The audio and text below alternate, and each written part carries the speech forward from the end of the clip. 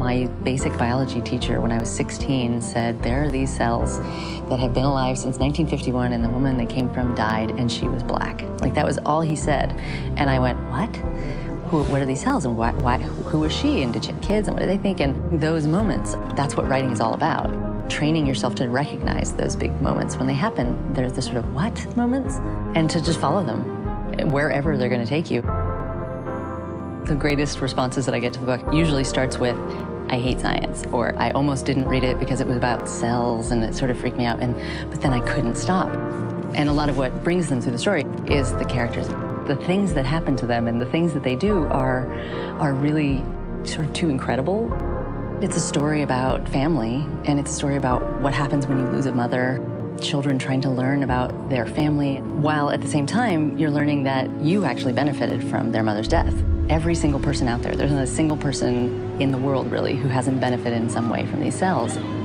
I've had kids come up to me saying, my mom had cancer when I was growing up, and she's alive because she took this drug that they used HeLa cells to develop. So I feel like all of these things that the family went through when Henrietta died, I didn't go through because Henrietta's cells helped save my mother.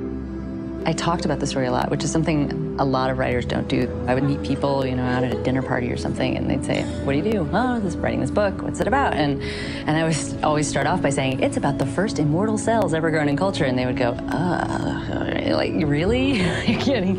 But I'd be like, no, it's interesting. And then I would start to tell the story of the family and the cells and what they did, and inevitably everyone's reaction was the same. It was like their jaws would drop, and they would just like, really? What are you doing out of your house? Go home and write this book because I want to read it.